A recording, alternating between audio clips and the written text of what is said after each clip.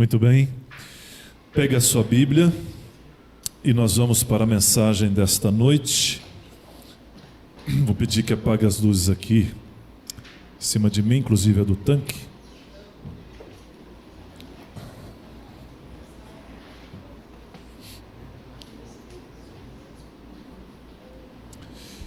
Pegue aí a sua Bíblia e vamos para a leitura desta noite, que é...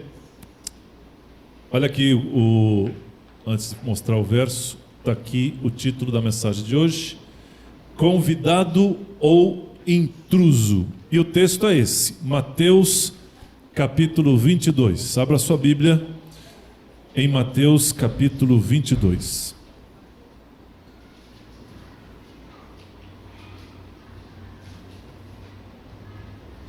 Evangelho de Mateus, primeiro livro do Novo Testamento.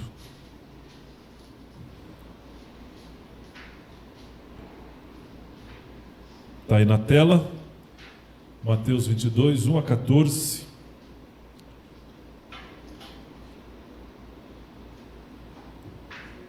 É uma parábola, você já vai entender o contexto em que Jesus contou esta parábola. Diz assim: de novo entrou Jesus a falar por parábolas, dizendo-lhes: o reino dos céus é semelhante ao rei que celebrou as bodas, ou o casamento do seu filho. Então enviou os seus servos, os seus empregados, a chamar os convidados para o casamento. Mas estes não quiseram vir. Enviou ainda outros empregados com a seguinte ordem: dizei aos convidados: eis que já preparei o meu banquete. Os meus bois e cevados já foram abatidos e tudo está pronto. Vinde para o casamento. Eles, porém, não se importaram e se foram embora, um para o seu campo, o outro para o seu negócio, e outros, agarrando até mesmo os servos, os maltrataram e mataram. O rei ficou irado e, enviando as suas tropas, exterminou aqueles assassinos e lhes incendiou a cidade. Então disse aos seus servos: está pronta a festa, mas os convidados não eram dignos. E depois para as encruzilhadas e caminhos, e convidai para as bodas quantos encontrares. E saindo aqueles empregados pelas estradas, reuniram todos o que os encontraram, o que se encontrou, maus e bons, e a sala do banquete ficou repleta de convidados. Repleta de convidados. Entretanto, porém, o rei, para ver os que estavam à mesa, notou ali um homem que não trazia a veste de casamento. E perguntou-lhe: amigo, como que você entrou aqui sem a veste nupcial? E ele ficou mudo.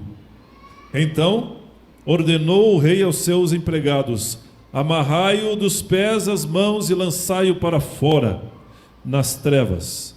Ali haverá choro e ranger de dentes, porque muitos são chamados, mas poucos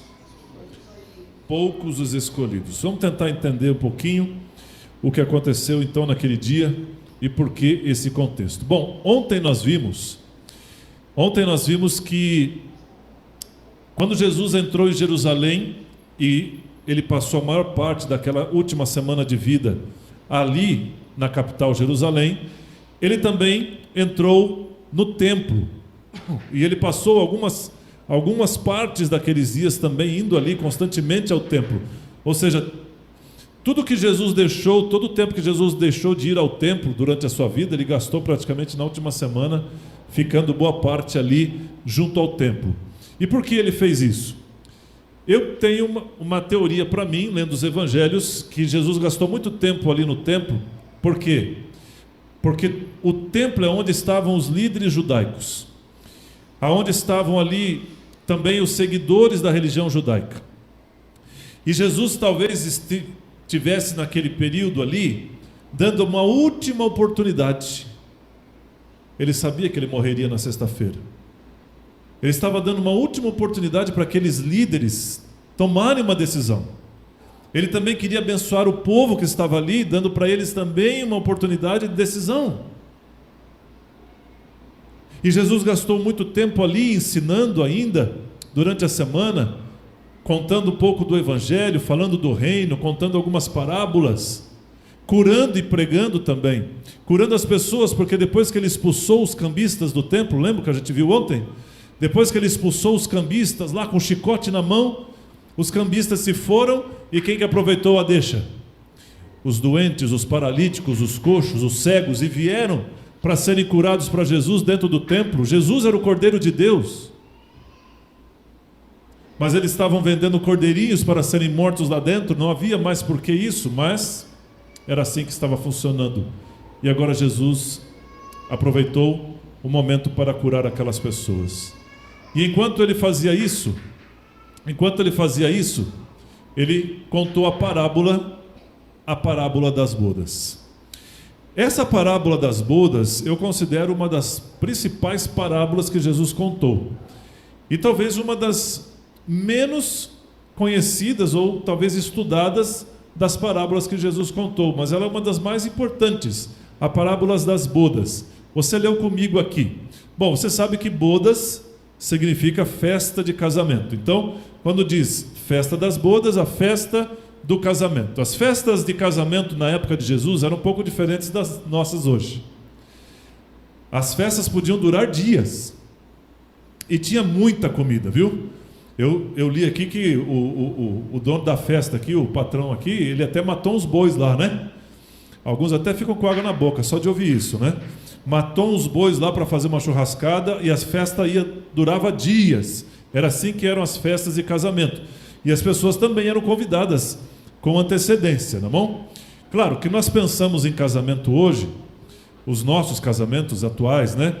O casamento hoje virou, na verdade, uma festa chique, vamos dizer assim. Talvez tirando aqueles casamentos mais simples, nos lugares mais simples, nos bairros mais simples. Mas em geral, quando a gente pensa em casamento, a gente pensa aí no lugar chique, não é? Requintado, com boa comida, onde as pessoas realmente estão bem vestidas e tudo mais. Não era tão diferente assim do casamento da época de Jesus.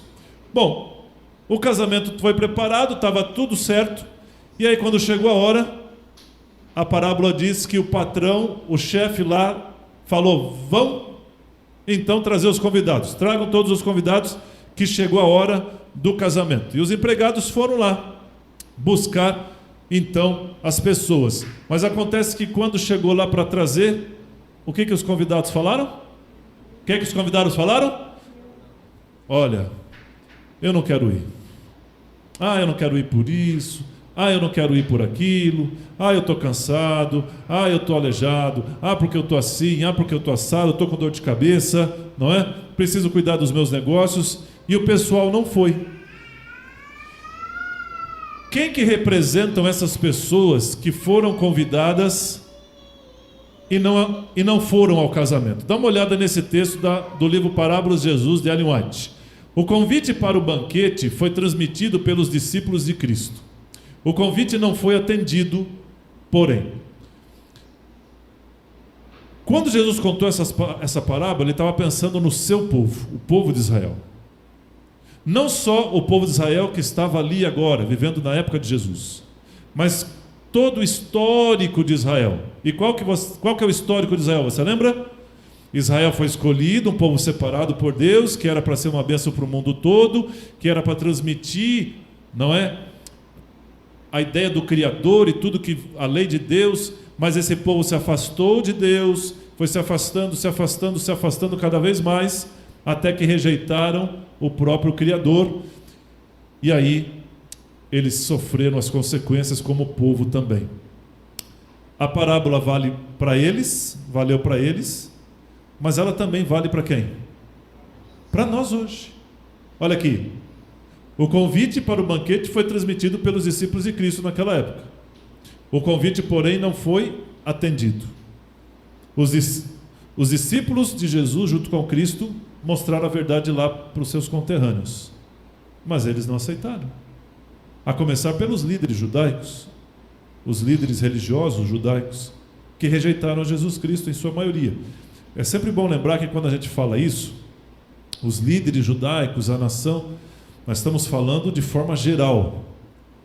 Que eu já vi até gente aí com a ideia de que se você falar desse jeito, pode dar a ideia que você é antissemita. Não é nada disso. Não é nada disso. De forma geral, eles rejeitaram a Jesus, os líderes, mas sempre existe a exceção, não é assim?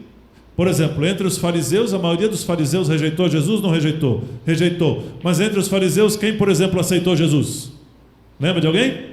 Quem? Quem? Entre os fariseus que aceitou Jesus? Nicodemos. Então sempre há uma exceção. E entre os próprios judeus da época de Jesus, a maioria negou a Jesus no final, mas teve um grupo que ficou fiel a Jesus, não é? Então a gente está falando de forma geral. Os líderes judaicos deviam ter sido aqueles, principalmente eles deveriam ter reconhecido o Messias, não deveriam? Porque eles conheciam a palavra, eles conheciam a Torá, eles conheciam as profecias, e eles esperavam o Messias, mas quando Jesus apareceu, o problema é que Jesus apareceu de um jeito que eles não esperavam. Eles esperavam alguém que apareceria todo poderoso, alguém que apareceria com muito poder, com muita autoridade, e que diria para eles: agora, eu vim restaurar todas as coisas, eu vim trazer o poder de volta para vocês e para Israel, nós vamos vencer Roma. Era isso que eles esperavam. Eles queriam a glória, a volta da glória humana que Israel teve no passado, na época de Salomão, Davi e Salomão. Mas Jesus não veio para isso. Jesus não veio para glorificar nenhuma nação e nem homens. Ele veio para glorificar o Criador e trazer salvação para as pessoas. Infelizmente, os líderes rejeitaram Jesus, e porque eles rejeitaram, o povo acabou caminhando atrás deles. E rejeitaram também a Jesus, a ponto de Jesus ter sido traído e depois condenado. Nós vamos ver isso mais para frente, não é? O triste é pensar que quando eles rejeitaram a Jesus, eles estavam cumprindo exatamente a parábola. Na sexta-feira, quando esse povo todo gritou: crucifica-o, eles estavam cumprindo a parábola das bodas. Veja que a parábola de Jesus foi uma espécie de profecia. Porque diz que o patrão mandou os empregados chamarem os convidados, e os convidados o quê? Não quiseram, rejeitaram, não quiseram a oferta de Deus.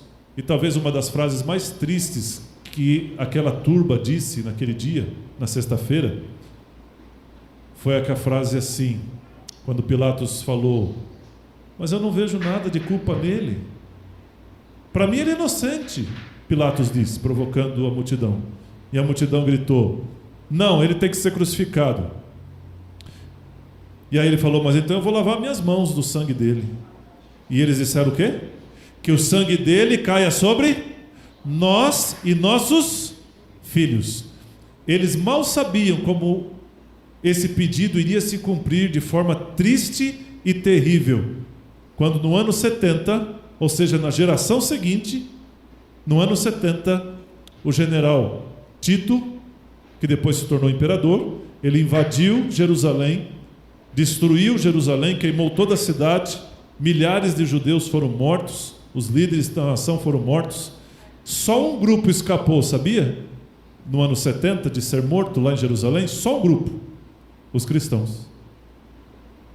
Os historiadores dizem que quando Tito invadiu e destruiu Jerusalém no ano 70, não havia um cristão sequer em Jerusalém. Sabe por quê? Porque eles lembraram que Jesus disse o quê? Fujam, porque não vai restar pedra sobre pedra que não seja derribada nesta cidade. Jesus havia avisado. E como eles criam na palavra de Jesus, eles saíram de Jerusalém, nenhum cristão morreu. Eles já estavam dispersos pelas nações. Olha aqui, O patrão disse: ide pelo caminho e convidai para a festa a quantos encontrares. Como aqueles convidados não vieram, agora o dono da festa pediu para trazer quem? Quem? Vá lá, quem estiver na rua e estiver interessado em vir para a festa, deixa e venha e traz eles também. Traz quem quiser vir, quem tiver vontade de assistir o casamento. E o que isso representa então? Quando os judeus, quando o povo de Israel rejeitou a salvação de Cristo, a salvação passou para onde? Para uma nação só? Para duas? Para três? Agora, a pregação do Evangelho, a salvação era para o mundo todo. Jesus se tornou o desejado de todas as nações. O Evangelho deveria ser pregado para todo mundo, toda raça, toda língua e todo povo. Olha o que ela escreveu: os convidados à ceia do Evangelho são os que professam servir a Deus, cujos nomes estão escritos no livro da vida. Os convidados lá que rejeitaram. Nem todos, porém, que professam ser cristãos são o quê? Vamos parar um pouquinho aqui, presta bem atenção nisso. Vamos ler de novo. Acompanhe comigo. Os convidados à ceia do Evangelho, representado lá pelos convidados do casamento da parábola, são quem mesmo? Os que professam servir a Deus. Isso inclui todos nós que estamos aqui. Cujos nomes estão escritos no livro da vida. Todo mundo que já foi batizado na igreja. Nem todos, porém, nem todo cristão, todo adventista, todo evangélico, todo católico, nem todos que se dizem cristãos, porém, que professam ser cristão, são o quê? Discípulos verdadeiros. Agora eu sou obrigado a fazer a pergunta: será que eu, Fernando, sou um discípulo verdadeiro? Eu sou cristão.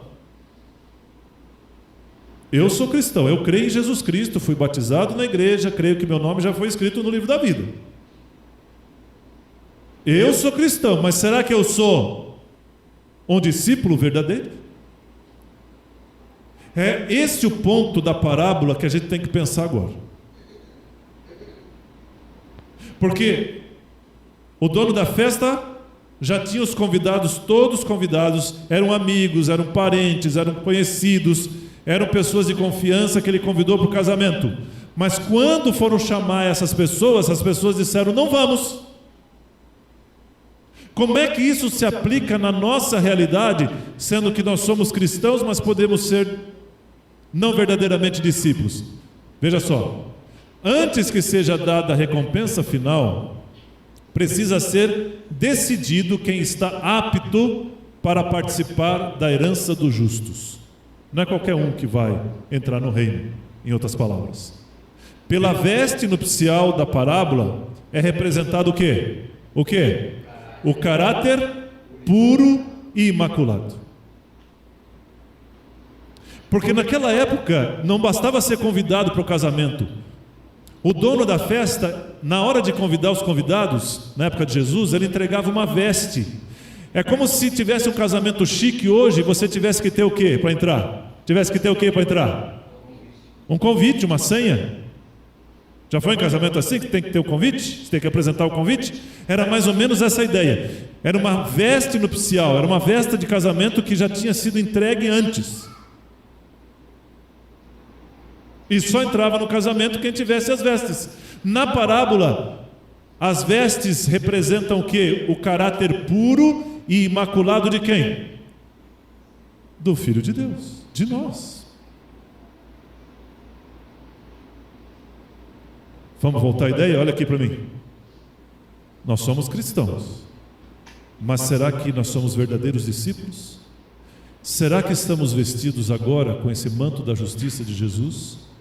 E o nosso caráter nesse instante está puro e imaculado? Pastor, mas eu não entendi. O que significa ter esse caráter puro e imaculado? Então vamos entender rapidinho? Vamos relembrar? Olha aqui. Eu já disse isso essa semana. Nós somos pecadores e vamos continuar sendo até a volta de Jesus, porque a nossa natureza é assim. Mas Jesus, sabendo que nós somos assim, que sozinhos não podemos nos salvar, que sozinho a gente não alcança o ideal, Ele nos coloca a sua justiça, Ele nos perdoa, nos purifica, quando vamos a Ele em busca disso. E Ele coloca sobre nós o manto da justiça. E é por causa do manto da justiça, da salvação que Ele nos coloca, que nós temos direito a entrar no plano dele de salvação. Nós dependemos dele para isso. Então veja, nesse instante, qualquer um de nós pode ser representado por esse caráter puro e imaculado, se nesse instante eu estou ao lado de Cristo. Se hoje eu busquei o Senhor para o perdão, para a salvação, se hoje eu coloquei minha vida em suas mãos, se eu reconheço os erros que eu tenho, busco a Jesus para a limpeza da minha alma, só Ele pode me perdoar, justificar, aí eu vou estar dentro desse plano aqui. Já passou pela tua cabeça que muita gente vai se perder no dia final por um único motivo? Não porque não havia justiça e graça disponíveis. Vão se perder apenas porque não fizeram o quê? Não pediram. Não se entregaram. E isso vai ser assim a coisa mais triste do mundo. A maior tragédia de todas. Você já viu aquela expressão, nadou, nadou, nadou e morreu na praia? Já viu ou não? Eu fico triste só de imaginar que isso possa acontecer comigo. Passar toda essa vida lutando para, né? E no último instante, porque rejeitei, porque não busquei, porque não me entreguei devidamente, eu posso morrer na praia e não alcançar o plano de Deus. Você já pensou que terrível seria isso? Isso não pode acontecer conosco. Por isso nós temos que ir a Jesus e vestir as vestes nupciais que representam esse caráter puro e imaculado. Olha aqui, é Jesus que nos coloca a sua graça, seu perdão e sua misericórdia. Mas Ele não faz isso à revelia da nossa vontade. Ele não faz isso se nós não pedimos para Ele fazer. Livre, o que a gente já falou aqui? Livre-arbítrio. O que diz o Apocalipse? Eis que estou à porta e bato. Qual que é a ideia aí? Eu respeito você, eu vou bater, eu vou pedir, eu vou solicitar, eu quero te abençoar, mas se você não abrir a porta, se você não abrir o coração, eu não posso fazer nada.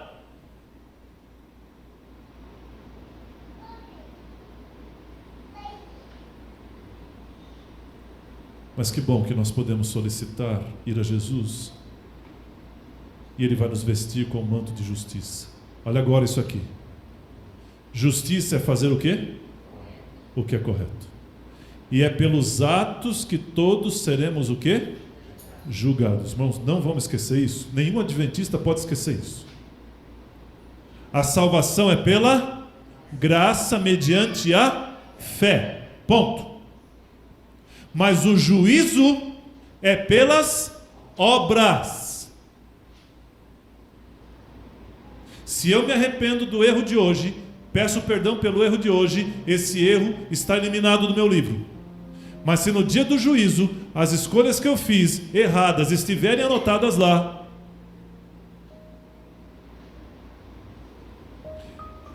é pelo que está escrito lá no livro, é pelo que está anotado lá no livro que nós seremos julgados.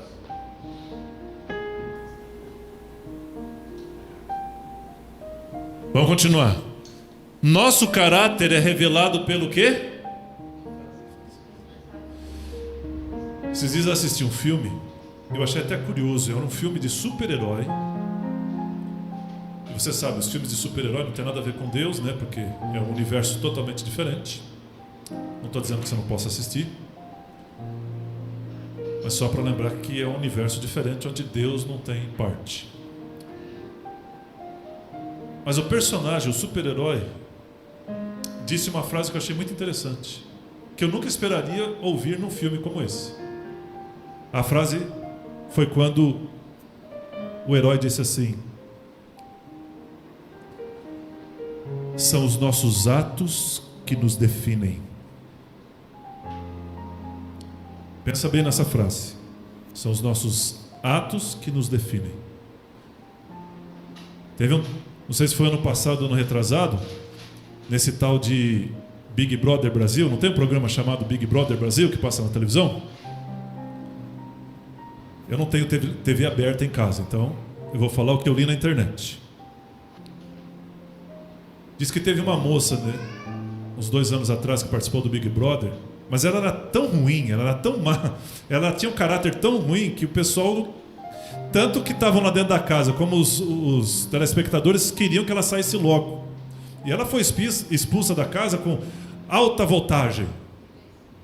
E aí, numa entrevista, que depois eu li na internet, por acaso, ela disse assim, as pessoas estão me julgando pelo que eu fiz ou deixei de fazer, ela disse. Mas eu quero dizer que não são os meus atos que me definem, eu sou outra pessoa. Não, minha irmã, não, meu irmão, é exatamente isso. É exatamente isso, são os nossos atos, são as nossas ações que revelam quem nós somos.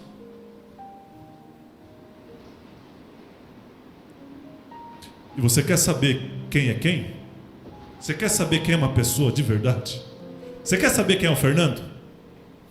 Seu pastor de verdade? Pisa no meu calo.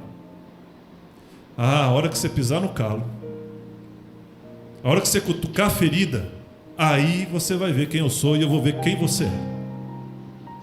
Porque aqui, você olha para mim, você pode estar imaginando assim, nossa, pastor Fernando, né? Pastor, escritor de livros, experiente. Você vai ter que cutucar minha ferida, vai ter que pisar no meu calo, vai ter que ver eu quando eu estou estressado, com raiva, para saber quem eu sou. Porque é nessa hora que a gente vê quem é quem. Aí a gente vê em que ponto nós estamos. Aí você pode dizer assim, pastor, mas olhando por esse lado, nós estamos tudo no mesmo, nós estamos todo mundo no mesmo barco e todo desgraçado, né? Porque olha só, todos nós como somos, não é? Pois é. Mas nós devemos desanimar porque nós temos defeitos de caráter? Devemos desanimar? Porque nós temos problemas? Não, porque existe a graça, mas nós temos que lembrar isso aqui. As obras mostram se a fé é genuína. E agora eu vou para a parte final. Presta bem atenção. Que atos e escolhas podem hoje nos tirar das bodas do Cordeiro? Que atos e escolhas ou hábitos que nós estamos tendo, ou coisas que estamos deixando passar, que podem nos tirar das bodas do Cordeiro do casamento com Jesus? Eu vou mencionar só algumas para você pensar. Presta bem atenção. Algumas que eu vou colocar aqui vai ser até surpreendente para você. Mas é para pensar, hein? Cada um sabe onde a coisa peca. Olha isso aqui. Comida, pastor?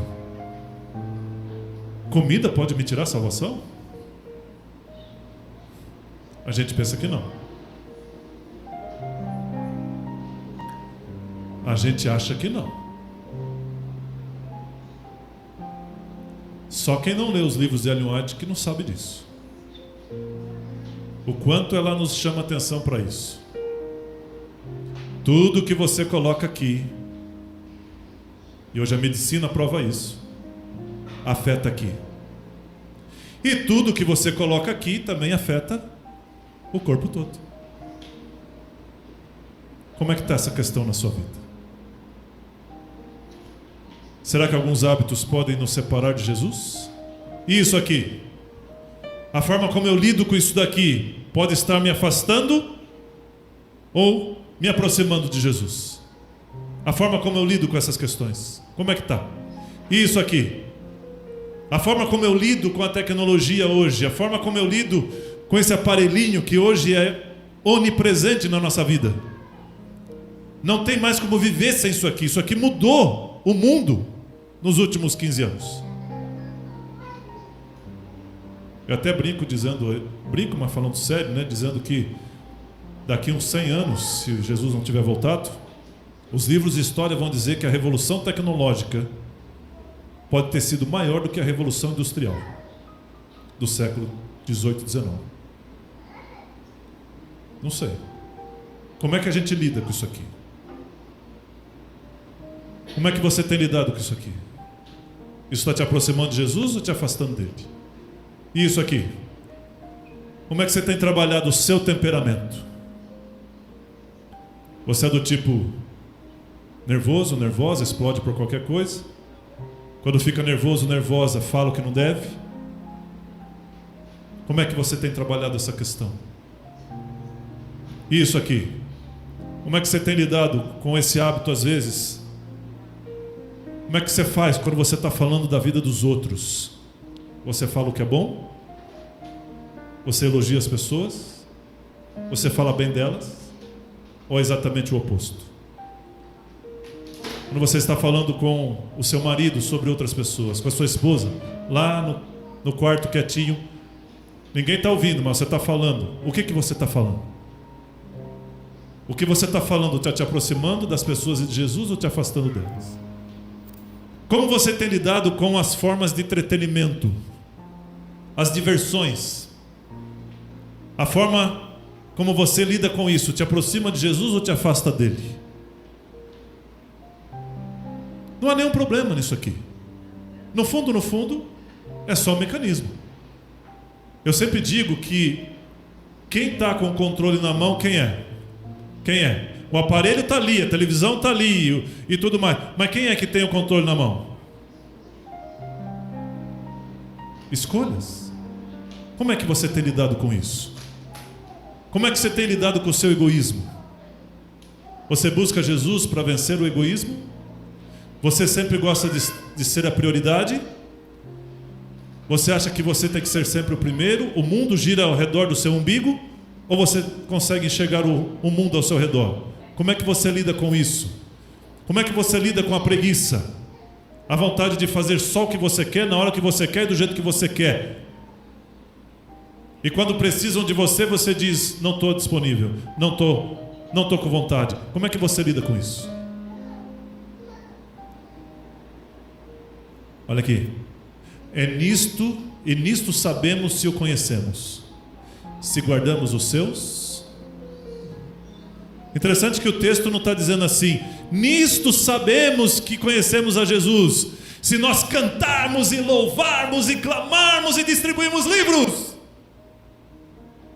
Tudo isso é importante, é legal também, mas não é isso que o verso está dizendo.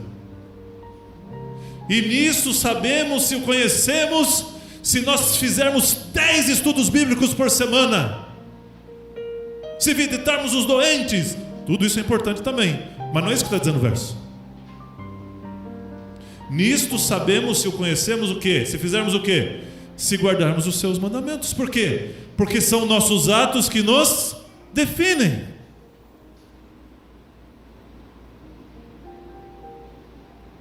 Esta é a evidência da genuína conversão.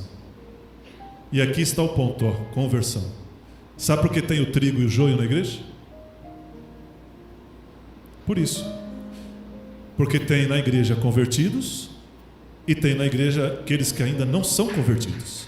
E olha, tem gente que está há décadas na igreja e nunca experimentou a conversão. E eu sei o que é ser convertido e não convertido, porque eu experimentei isso na minha juventude. Antes da conversão, eu quase não suportava a igreja. Tem alguém que deve estar até achando interessante eu dizer isso. Antes da minha conversão, eu nasci na igreja, cresci na igreja, mas antes da minha conversão, aos 18 anos, eu quase não suportava a igreja. Mas quando a conversão aconteceu, meu pai, que mudança. Antes da conversão, para você ter uma ideia, eu sentava lá no último banco. E qualquer oportunidade eu já estava lá fora para ficar conversando. Era assim que eu fazia. Depois da conversão, sabe onde eu sentava? Adivinha? Olha que mudança. Eu sentava no primeiro banco. E eu poderia dar outros exemplos de como a conversão muda. Vamos para o final? Olha aqui. No meio do casamento, porque os convidados vieram. Os convidados não, a princípio, com a roupa.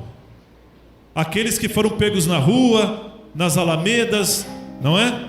Aqueles que foram trazidos, esses vieram, porque aceitaram vir para o casamento. Mas aí, no meio da festa, quem que estava lá? Você já viu falar, já viu a expressão penetra? Já viu a expressão penetra? Penetra de festa, já viu? Era um penetre. Ele não tinha as vestes, não recebeu as vestes, por algum motivo ele apareceu lá, querendo o quê? Quem é penetra na festa vai para quê? Para aproveitar, comer e pegar as menininhas, não é assim? Não é assim o penetra? E lá estava o penetra. De repente, o dono da festa falou: você aí,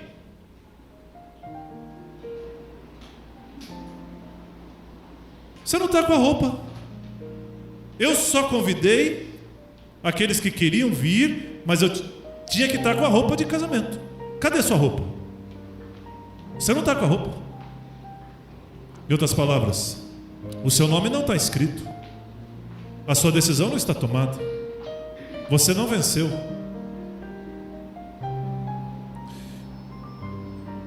E aí, quando ele não tinha o que dizer, porque ele realmente não estava com a roupa, o dono da festa disse: lance-o fora, lance-o fora nas trevas, ali haverá choro e ranger de dentes. Lance-o fora, ele está perdido para sempre. Meu irmão, minha irmã, eu vou contar essa história para encerrar, para dar mais um exemplo de como a gente não pode brincar com as nossas escolhas. A gente não pode achar que isso é coisa pequena. Havia uma moça cristã, o nome dela era Alice, portanto essa história é verídica. Alice era uma jovem cristã, frequentava a igreja com a sua mãe, estava nos cultos com a sua mãe, mas quando chegou na juventude, ela começou a sentir desejo de experimentar aquilo que os jovens do mundo lá fora experimentam. E ela reclamava para a mãe: mas mãe, eu só quero dar uma saída, conhecer algumas coisas e tal. E a mãe dizia: cuidado, filho, cuidado com as suas escolhas. Mas eu até gostaria de sair mais com os jovens da igreja, mas não tem menino nessa igreja, não tem menino aqui para a gente poder namorar e tal. E vivia reclamando. E a mãe segurando ela, dizendo: não, filha, calma, ore, fica firme, não desista. Um dia, montou-se o rodeio lá na cidade dela. E algumas amigas do trabalho começaram a insistir com ela para ela ir no rodeio, conhecer o rodeio. Ela nunca tinha visto essas coisas. E insistiram para ela ir no rodeio, e ela resolveu aceitar. Ela só não imaginaria como tudo iria acabar. Ela se arrumou naquele sábado à noite, foi com as amigas então para o rodeio. No caminho, as amigas que não eram da igreja começaram a colocar pilha nela, dizendo: olha, você precisa arranjar um namorado, quem sabe não chegou agora a vez, não é? Lá no rodeio, tá assim de rapaz bonito, tá assim de cowboy, você vai arranjar alguém lá. E começaram a pôr pilha em cima dela. E não deu outra. Assim que elas chegaram, foram se acomodando ali, passeando no rodeio. De repente alguns rapazes já se aproximaram. E de repente um rapaz muito bonito se aproximou dela, todo bem vestido, de chapéu de cowboy, cinturão. E falou para ela: olha, vamos conversar. E começaram a conversar. E ele falou: olha, eu vou pegar uma bebida para nós. Aí quando ele voltou com a bebida, não era refrigerante. Bateu um alerta na cabeça dela quando ele apareceu com a bebida alcoólica na mão, oferecendo para ela. Ela pensou em rejeitar, porque ela cresceu sabendo que aquilo era errado. E ela já começou a sentir também dentro dela um calorzão assim, dizendo: você não devia estar aqui. Mas ela pensou assim: se eu rejeitar a bebida que ele está me dando, ele vai dizer que eu sou o quê? Uma carola, que eu sou uma beata religiosa, E ela ficou com vergonha de dizer não, e ela pegou e bebeu. Bastou alguns goles para ela já ficar zonza, né? Porque quem não bebe, quando vai tentar beber é um desastre, né? Ficou zonza, mas se equilibrou, a conversa continuou, o menino era agradável, bonito, tinha bom papo.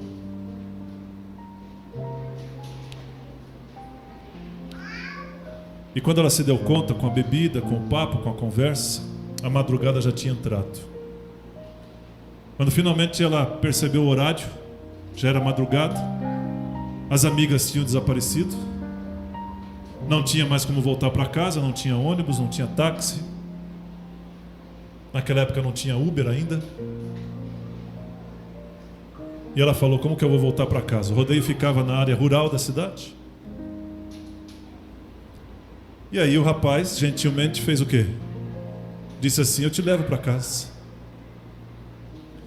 Só que ele tinha feito o quê durante todo aquele tempo? Bebido muito. Entraram no carro e no meio do caminho aconteceu o acidente. Essa menina ficou gravemente ferida. Gravemente ferida. Ficou meses no hospital. Meses. Ela quase perdeu a vida por causa daquela única noite, daquela única escolha. Pela graça de Deus, depois de tudo isso, quando finalmente ela saiu do hospital e voltou para casa, ela entendeu que o caminho dela era o caminho que ela tinha aprendido desde criança. O caminho que sua mãe lhe ensinou. O caminho apontado por Jesus. Mas quantos não têm oportunidade de voltar? Quantos no meio do caminho se perdem para sempre? Queridos, a nossa escolha ou as nossas escolhas, elas precisam ser feitas olhando para Jesus Cristo. Jesus é o único que pode nos ajudar nisso. Ele é o único que pode nos amparar no meio dessa batalha que estamos.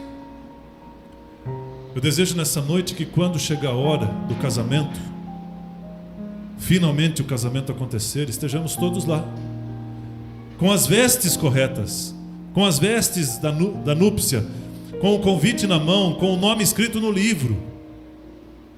Mas para isso, para que esse dia chegue e nós estejamos lá, hoje nós precisamos fazer as escolhas certas. Hoje nós precisamos dizer não para algumas coisas e sim para outras. E lembrar que sim, são os nossos atos que nos definem. Jesus está aqui para nos ajudar. Você não gostaria de pedir ajuda para Jesus? Nós vamos ouvir uma música para encerrar.